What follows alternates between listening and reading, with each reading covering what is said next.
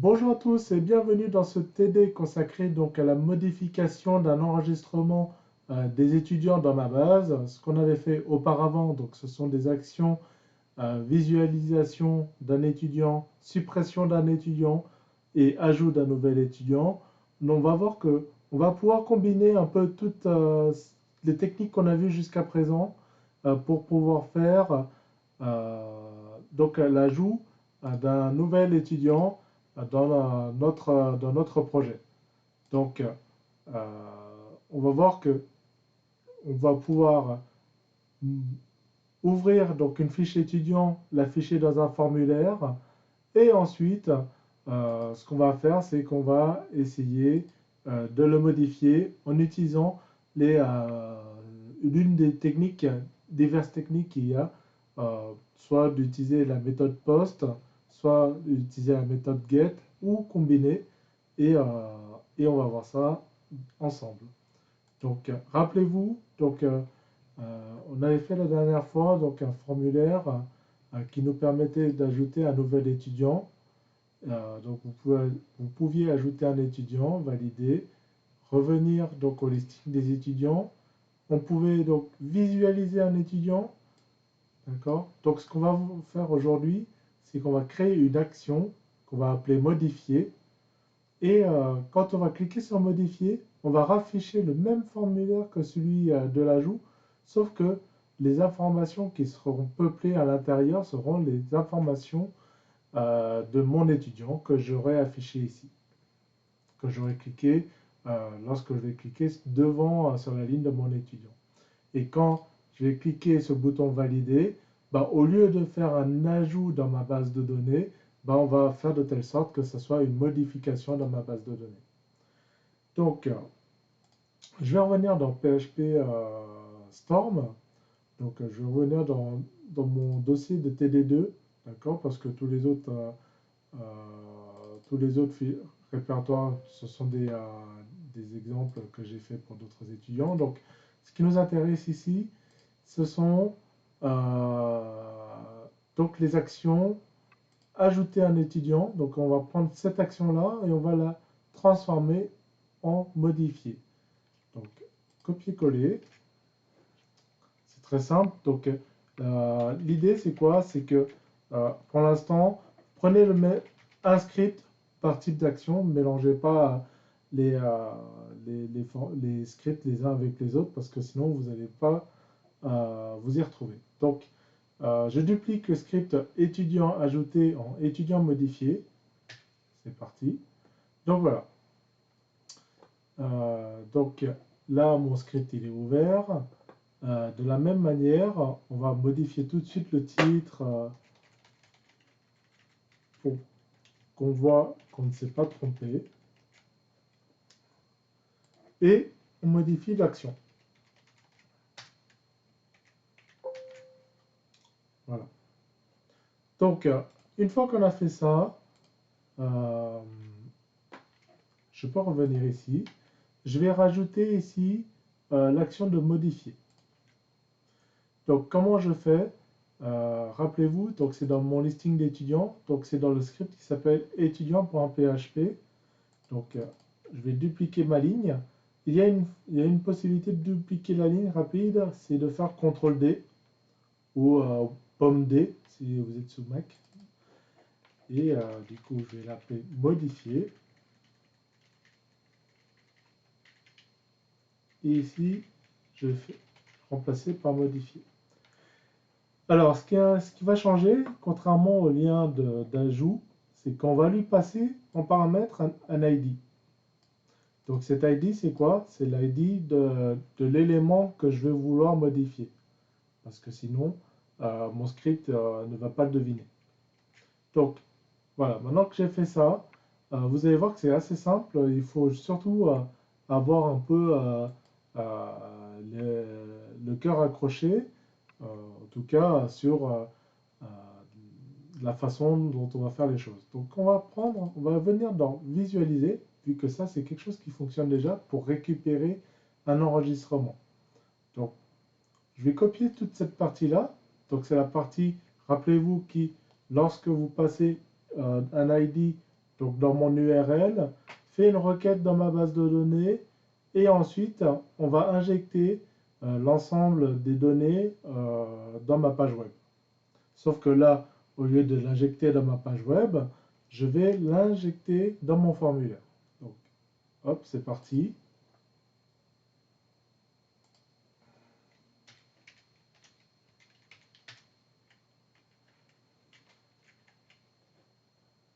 Voilà.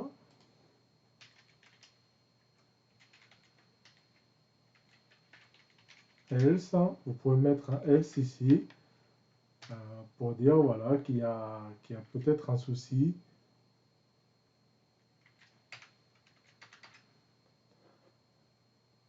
Et que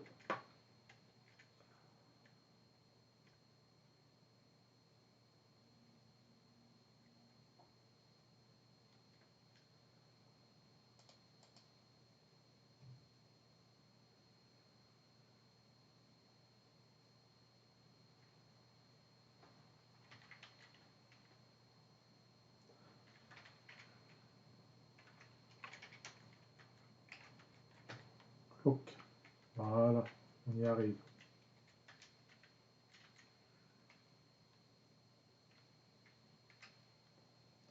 Donc, deux choses.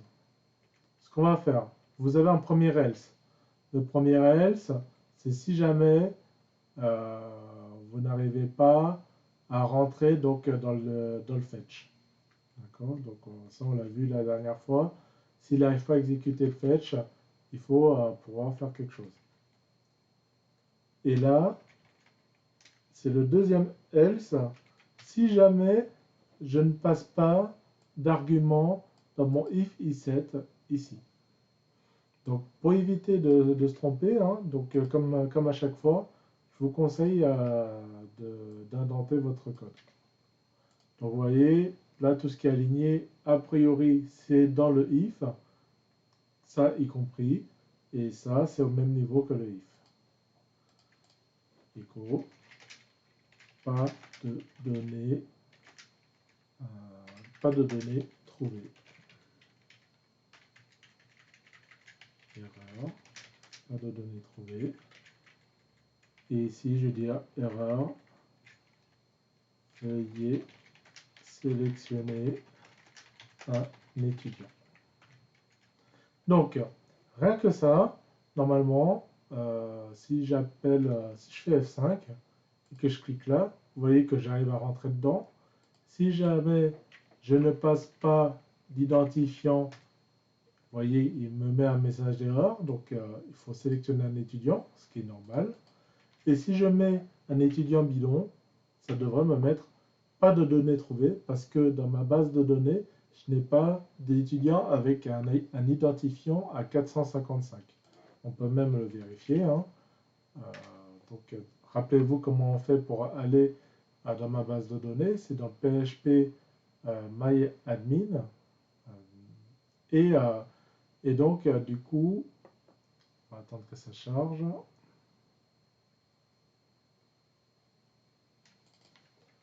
Tac. Dans la base de données de scolarité,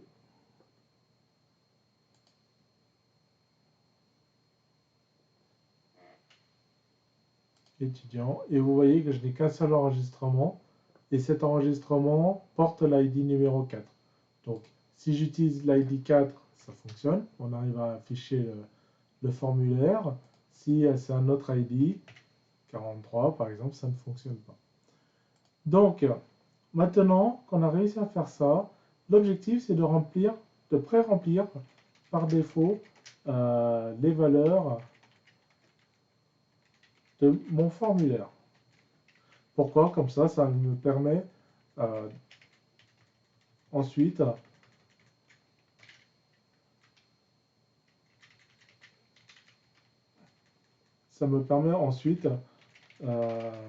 juste d'avoir à modifier la donnée et de ne pas avoir à tout saisir, parce que sinon vous êtes obligé de tout saisir.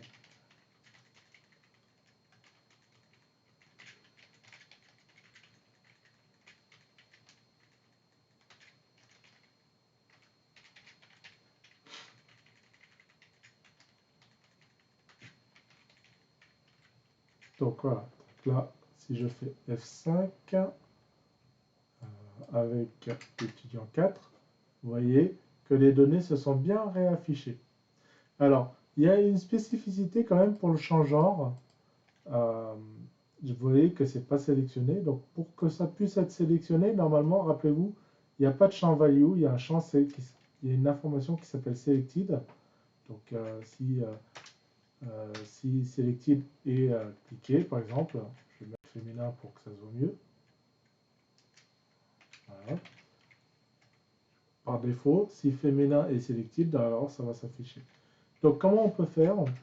Il y a ce qu'on appelle des opérateurs ternaires. Donc, ce sont c'est dit, normalement, ce que vous auriez dû faire, c'est mettre un if $data de genre est égal à m, d'accord?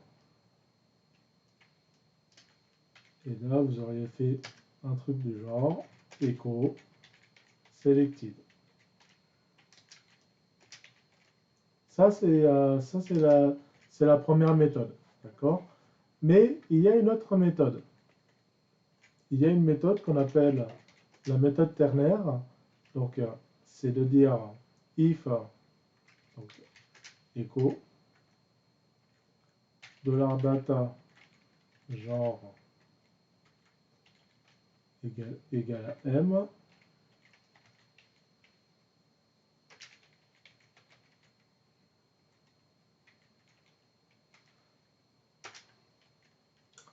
Voilà, donc ça, c'est la deuxième méthode.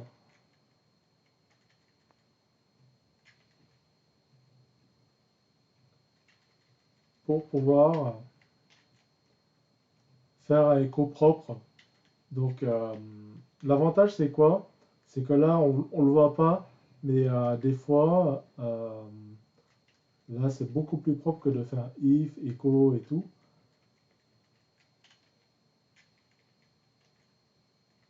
Et là, ça me permet de mettre tout de suite ceci. Ça permet d'aligner le code, ça permet d'être plutôt clair dans le code. Et donc voilà. Donc en fait, qu'est-ce qui se passe? Quand on fait ça, il va essayer d'évaluer le bout de code qui est entre les parenthèses. Normalement, ça c'est comme un if. D'accord?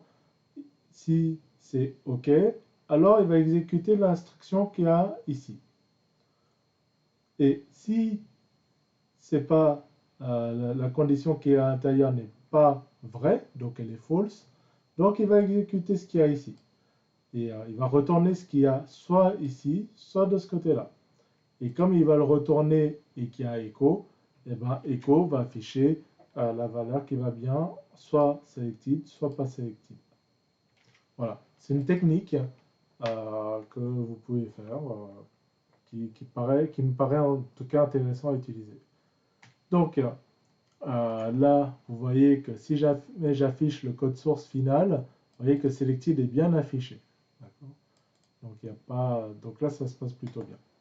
Donc maintenant que j'ai fait ça, ce qui se passe, c'est quand je clique sur valider, on va aller créer un nouvel enregistrement. Donc c'est pas intéressant.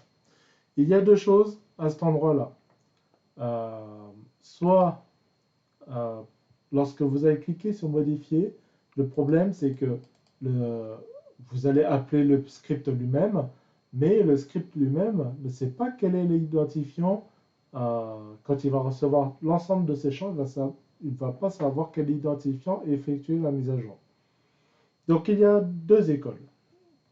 Il y a l'école qui dit, voilà, bah, je vais créer un champ qui est caché.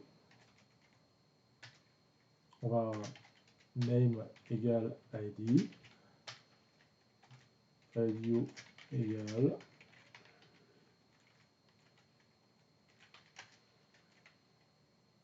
Voilà, donc quand vous faites ça,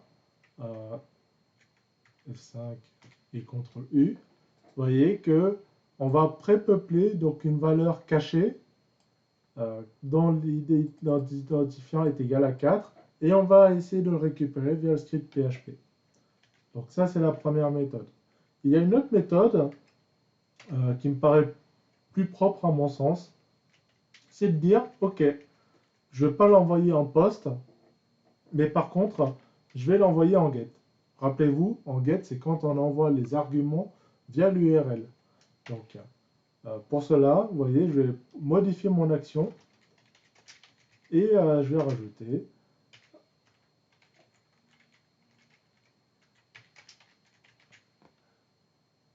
id est égal à l'identifiant qui vient de mon URL.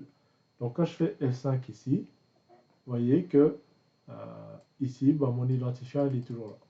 Donc, ça a une cohérence, une certaine cohérence au sens où, voilà, j'ai déjà appelé cette URL-là de cette manière-là. Je vais poster, mais l'URL action sera toujours la même. Bon. Et peu importe l'école que vous utilisez, le use case que vous utilisez, il y a juste une subtilité, c'est quand vous allez récupérer ici l'ensemble de vos champs, vous allez voir qu'il va falloir que vous contrôliez en plus dans i7 s'il y a soit un $post id, si vous l'envoyez via un champ hidden, ou soit un $get id, comme moi j'ai fait, pour pouvoir récupérer l'information qui vient de l'URL. Donc une fois que c'est OK, donc je vais dire que $id est égal à $_get id. Et ici, il y a une petite chose, une petite subtilité. Donc c'est que je fais une requête d'update. C'est pas une requête d'insertion, c'est une requête update. D'ailleurs, on peut même mettre, je vais faire plus simple, je ne vais pas l'appeler SQL insert, je vais l'appeler SQL tout court. Comme ça, vous verrez si vous utilisez $SQL partout, vous n'aurez pas besoin de dire voilà, c'est un SQL update, c'est un SQL insert et tout. Donc là, je vais faire update étudiant. Et là, il faut faire set. Donc c'est la commande qui s'appelle set. Et chaque champ est égal à quelle valeur?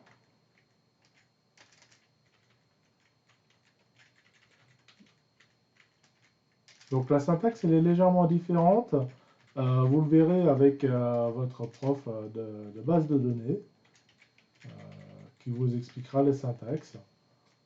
Mais je pense que là, à ce stade, si vous vous contentez donc juste de la manière dont je fais la requête, vous comprenez que set, ça veut dire voilà, je vais mettre telle valeur dans tel champ.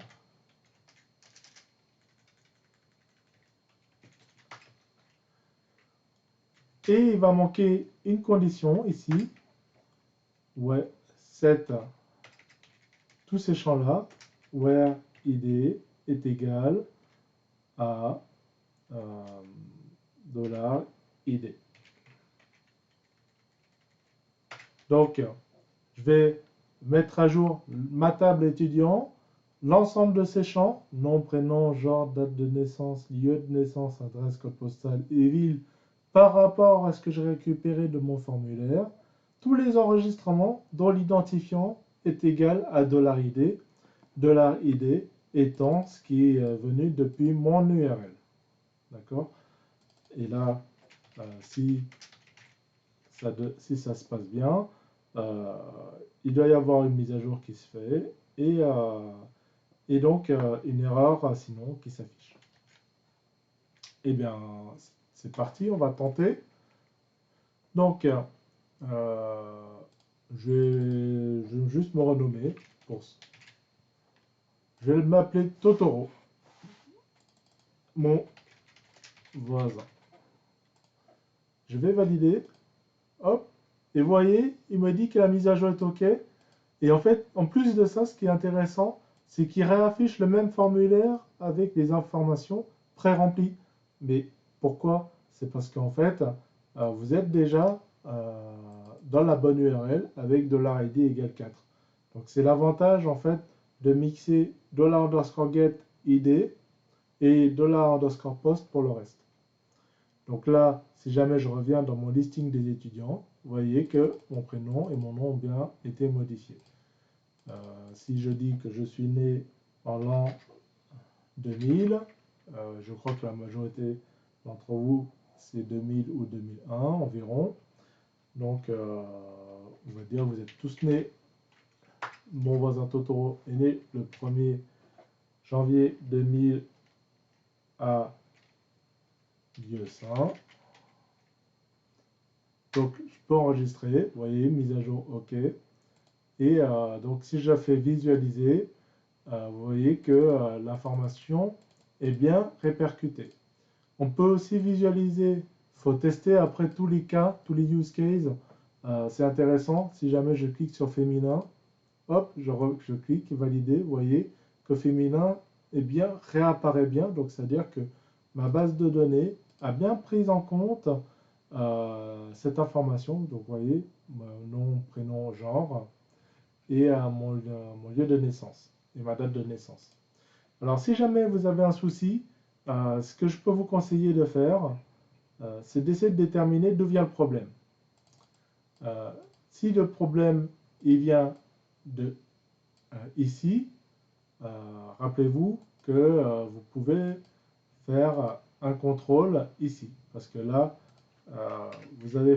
on a fait un if, rappelez-vous, if il rentre là-dedans, on a tous les champs, alors je rentre à l'intérieur.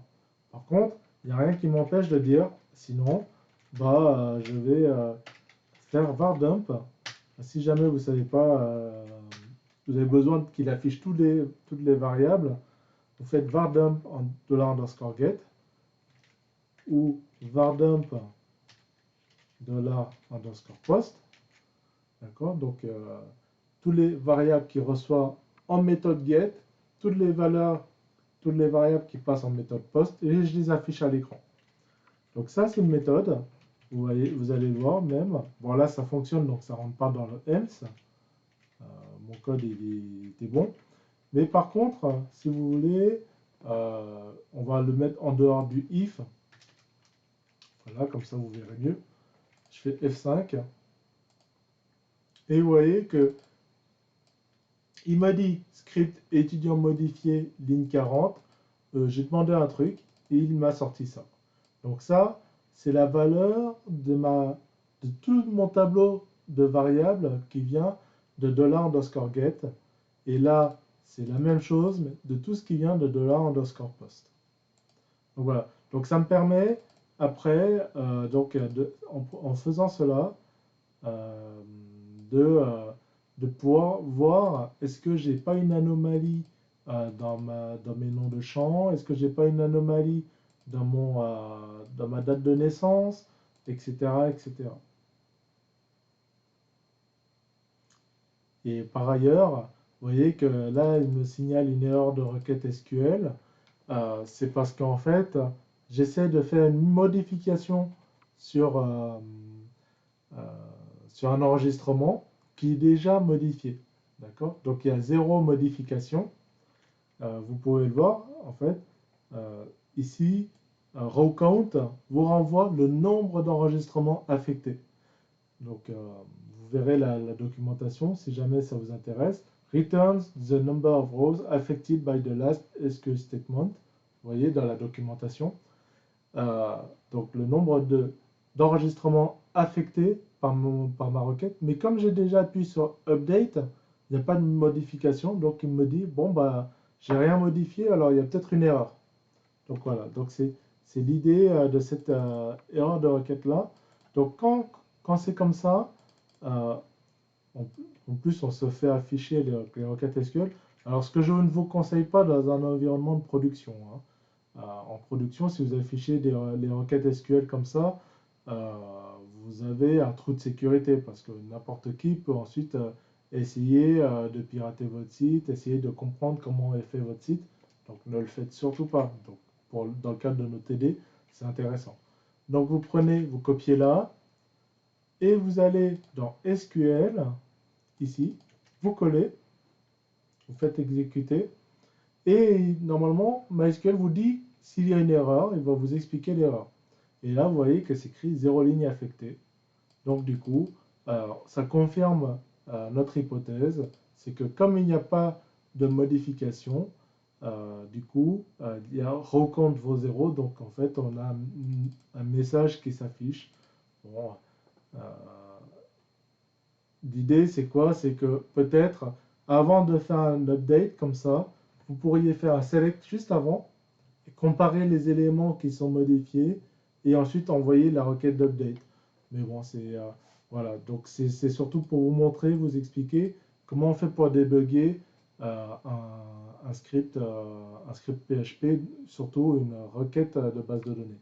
Donc là, j'ai fait un changement de genre, vous voyez que la mise à jour est OK.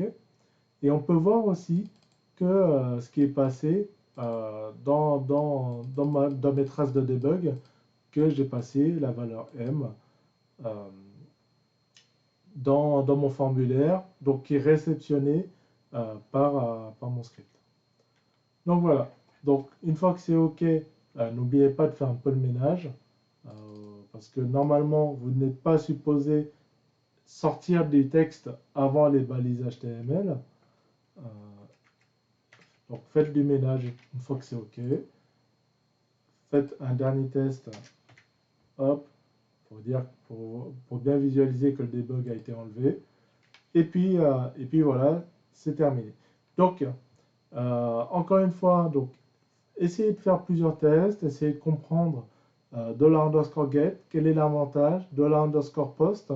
Rappelez-vous que $post, c'est surtout pour envoyer beaucoup de champs de formulaires sans utiliser l'URL.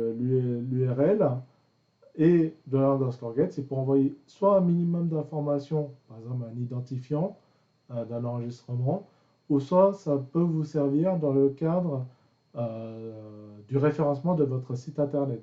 Donc là, on fait un outil de gestion d'étudiants, mais supposons que vous faites un site internet pour un client. L'essentiel, c'est de savoir comment on peut faire pour optimiser le référencement. Donc voilà, j'espère que ça vous a aidé un peu cette vidéo. N'hésitez pas à me poser vos questions si jamais vous en avez. Et puis à très bientôt pour de nouvelles aventures.